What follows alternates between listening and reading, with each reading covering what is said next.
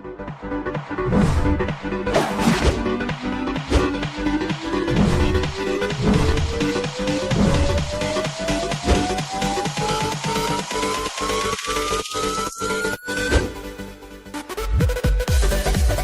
next speaker is Frederik Pivetta. He's the managing partner and co-founder of Dalberg Data Insights. It actually all started in 2010 when a team of entrepreneurs founded Real Impact Analytics to help mobile phone operators to make the most out of their data by building analytic solutions. Realizing that this mobile phone data could be used to benefit society as a whole, they started Data for Good. And this year, the Data for Good team joins forces with Dalberg, and they aim at leveraging big data to address social questions. Frederik, the floor is yours.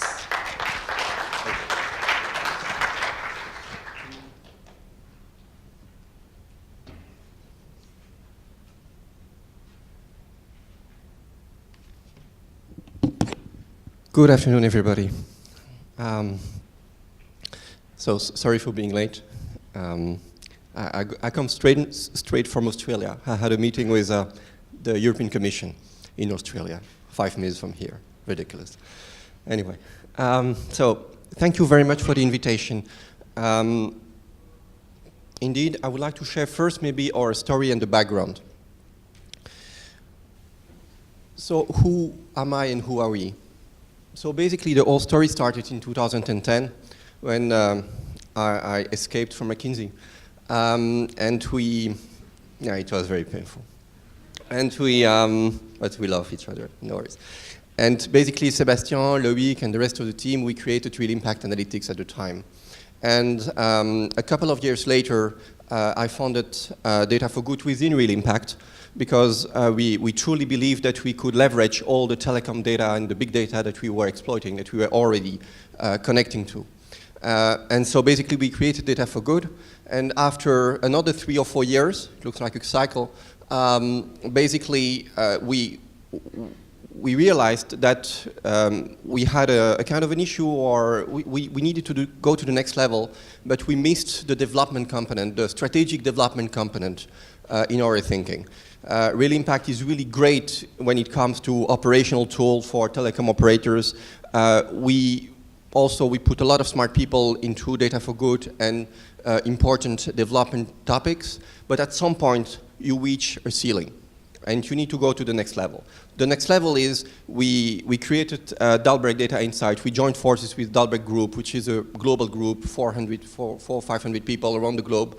And so we still have a link with Real Impact. They have still 20% of the company. And we basically joined forces so that we can really leverage the tech side of Real Impact and the development side of Dalberg. We work mostly in emerging countries, but now we start pushing towards more mature markets. What do? We do Real Impact and more. Basically, at Real Impact, the goal was really to develop apps aiming at solving social questions. Again, we were very operational, so we tried to help the World Food Programme, or we tried to help the Gates Foundation, or we tried to help some ministries in Africa or Latin America to better do their job. But it was really operational. So now we want to be more strategic somehow as well. So as I will show you later, we're going to push around three directions. We do more than telecom data. We push into satellite now. We also push into survey data and other data sources, but we remain big data. We push in terms of geographies, so we go further than Latin America and Africa. We come to Europe. We are discussing in Asia, the Pacific region, Australia as well. And as I said, also the major markets. And that's a real change that you can see when you talk about poverty around the globe, because since the Trump election and the Brexit, there was a shock in all the, I would say, large donor community. Should we change our strategy and pivot back to the United States market, or to the European internal market as well. Because there's a lot of poverty and inequalities in this market. And so the question is now, from all these donors and even the World Bank, should we look back at our donors, basically? So we still believe that there's a lot of value in private sector data, and especially in emerging countries, because in emerging countries, forget about public data. They just don't exist or barely exist. Obviously, it's very heterogeneous. I mean, if you talk about Brazil, or Vietnam, or Fiji, or Uganda, or Liberia, you're going to talk about very different contexts. So in some countries, you're going to have things. In other countries, you're going to have less. But you need to adapt. So these are a few people that are part of the team. Not very interesting. I don't like my picture, by the way. So these are examples of things that we have been doing or that we currently do. We tend to focus around certain topics, like public health. We have been working on Ebola, on malaria. Now we work on Zika in Brazil. And we're going to push more. The questions remain always the same, more or less. Where is the disease going to spread? So where should this organization focus the actions next? We also help UNICEF to monitor the quarantine zones in Liberia during the Ebola outbreak. So this is another type of public health questions. Another type of public health question is going to be around how to integrate different and isolated geographies. So for instance, if you have all these small islands in the Pacific, off Australia and Papua New Guinea, basically what you have a lot of small islands that you need to integrate using digital platform. You want to integrate the data to offer them like a remote public health system. Financial inclusion. We have been working a lot on financial inclusion. Questions always are how to optimize the network of agents, what is the liquidity of the network and things like that. For all these questions we have been using telecom data or financial inclusion, financial data, sorry. Obviously also health data. Now we also start working on SDGs and national statistics. And on smart cities. Smart cities is really a topic that we can bring back to Europe. And that's why we have been talking to different cities in Europe and in the United States as well. Because the questions are very similar. Obviously the data sources are different and the structure of what you're going to develop is going to be different. Here you have more or less kind of two data sources when you talk about emerging countries, which are satellite and telecom, because that's the way to, I will show you later, but that's the way to assess the mobility of the people. And the questions are going to be around, for instance, how to optimize the public transport network or how to optimize the urban planning. While in Europe, the questions are going to be different, and the data sources are going to be different as well. You're going to have all the data sources for the public transportation system. So here, if you talk about Brussels, it's going to be steep, for instance. While in emerging countries, you're not going to have this data at all. So these are some of the countries where we have access to. So that's really key, and that's what makes our difference in some of the market, in the global market in general, is that we manage, thanks to real impact, obviously, to access the telecom data from different telecom operators behind the firewall. So there's no question around privacy. There's no question about data ownership here. Because these questions always pollute the debate whenever you want to do big data using telecom, using banking data. Here, there's no question of privacy or the data ownership. We just go behind the firewall, we do all the aggregation that we want to do over there, and then we put that in a visualization tool. So it solves a lot. And as you will see later on, this is really strategic. This is really strategic because then the questions become for us how to build a platform of algorithm rather than how to build a platform of data. And that's very important. It's not really at odds with the open data ID, but it's a bit different. It puts another light on the open data ID, which is trying to put as many data as possible on platform. Here, my point is more to say how to build a platform of algorithms that you can then send to different data to make the aggregations. And it's going to make our life much, much easier in terms of privacy, in terms of commercial strategy, because remember, we are talking about private sector companies. So all these companies are really, really scared that whatever you're going to get from insights from the data, you're going to spread and the competitors can benefit from it. Here, the question is not that because you are behind the firewall, so they still control whatever is exported in one way or another.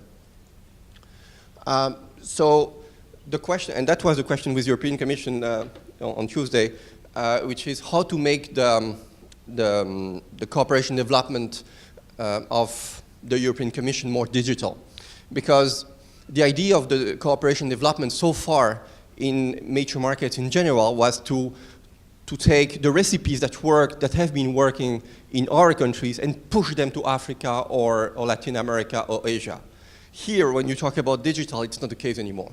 So for them, in terms of investment and strategy to fight in the fight against poverty, that's a major shift, because before they didn't have the impression to take a lot of risk. Here, what we are doing in Africa, Latin America, or other countries, is like a private equity fund. Basically, there was a report by the World Bank done by IBM, or I don't remember whom anymore, a couple of years ago, just assessing the portfolio of the World Bank in emerging countries when it comes to digital. And they say, look, 2 out of 10 projects are considered as a success. And they were saying, oh, that's really great. That's really great because as a private equity fund that would invest in digital, it would be a success. Obviously, they were used to have like a success rate of 90% because they were pushing traditional recipe from Europe towards Africa. So remember this, when we talk about digital and cooperation development and fight against poverty, the financial side of it is a major shift for all the donors and all the international organizations that are behind it. So this is a project that we have been running with so the United Nations, so UNCDF, which is an agency of the United Nations, and we also benefit from the support of Alexander De Croo on this. And Belgium is a very specific case because Belgium is a case where you have one person with two portfolios, sorry. One is digital and the other one is cooperation development. So that was really great. It's a really great opportunity because then you can make really cooperation development more digital. And whatever you're going to develop with us, he asked us to see whether we can apply in Belgium. And again, we worked around these different topics with different end users. And when you want to fight poverty in emerging countries, one of the difficulty is really to access the end user. In Europe, or in the United States, or in Japan, or whatever the major market is, you always know who does what. Frankly, we were working in Uganda, in Kampala, working on urban mobility, and we were developing these kind of things. It took us literally 5 months to find who was designing the road system in the city. There was no one. And after 5 months, we finally found somebody who was supposed to have as a job optimizing the network of roads in and around the city. And I'm still not convinced it's the right person, by the way. So this is an example, very basic things. Our origin and destination based on telecom data, so you see how many people flow in and flow out of very granular geographies. This is a system of roads, so you can see real time where people are moving. And this is very important for these countries. And remember, it's not that you have sensors, it's not that you have a lot of people that you can put behind next to the road to count the cars. This is more or less the only way to estimate and assess mobility in these countries, because you don't have many more data sources. This is how to improve and where to improve basically the mobility and the urban planning. On the top left, you have an orange curve showing how much time you have been losing in the congestion on the roads. Here, the bubbles are the different neighborhoods that you can see that we segregated within Kampala. And where the size of the bubble determines the number of people that live there, and then the color determines whether you have a lot of congestion or not. And basically, you want to focus on the big bubbles that are orange. So among the orange bubbles, you just take the big ones because you have a lot of congestion there, so you better focus on optimizing the road over there. We now run a similar project with the Inter-American Development Bank in Haiti, over the whole country. And there the questions are very different. I mean, they are very similar, but on top of that, they want also to assess the safety of the roads. And how do you do that with telecom data? You can see the speed of the people, because we have access not only to the CDRs, which are the call that you make, but also every time your cell phone is checking an antenna, it's reported in some database, and we see that. This is signaling data. And with signaling data, you can assess the individual speed of people. So you can technically send an SMS to somebody saying, hey, you are driving too fast. And that's something that we currently going to start in Haiti. This is some work that we have been doing on malaria. The question on the malaria is basically where to focus on our actions. And basically you see the small polygon red here is where you should focus your action, because you have a lot of people going there, in and out in the country, and you have a lot of diseases coming from there, or due to the people going through there. So you better eradicate malaria first over there, and that's going to be the impact that you have on the different regions of the country. So this is mixing basically public health data and mobile phone data. This is about poverty. This is why do you have poor people, and basically you have a correlation between the density and the level of poverty. So this gives you an overview of the slums area in many emerging countries. Women are very important in emerging countries because you see that there is a strong correlation between economic growth and economic inclusion of the female communities. And basically we have been developing algorithms to identify women with the Gates Foundation. So basically now the next level is what to do with it. Because we can go on the super granular level in villages, assessing what is the fraction of women in the small village, and even having the list of women using a cell phone. Yeah, I'm going to skip this because I don't think I have time, but this is basically, you can also help emerging countries, retailers, for instance, to optimize the positioning of the point of sales. So basically, but that's very important, I want to mention that because this is a huge spillover from any work that we do on poverty eradication and fight against poverty. Because basically using and leveraging the tools that we develop to fight against poverty, you can help also private sector companies and private corporations to make more money, more revenue, more profit. And that's all fine. It's a positive business case for everybody. It's a really win-win. So it means that the telecom operators or the satellite operators can make more money out of the data to sell somehow the insight to Coca-Cola or some others. I'm finishing here because I think I don't have any time anymore. But I would like to share with you some strategic element on the digital approach on the fight against poverty. Topics. Currently we are mostly in pilot use cases. We need to go to platforms of algorithms. This is really the scalable elements. Regulation. So far in many countries there's no regulation at all. So there needs to be a strategy for that. Data providers. There's a market for data. And in all these emerging countries, we need to set up a market for data. It has nothing to do with privacy, nothing to do with data ownership. There is and there should be a market for data. On end user, we should have a better ecosystem of end user, and we are working on that as well. Thank you very much.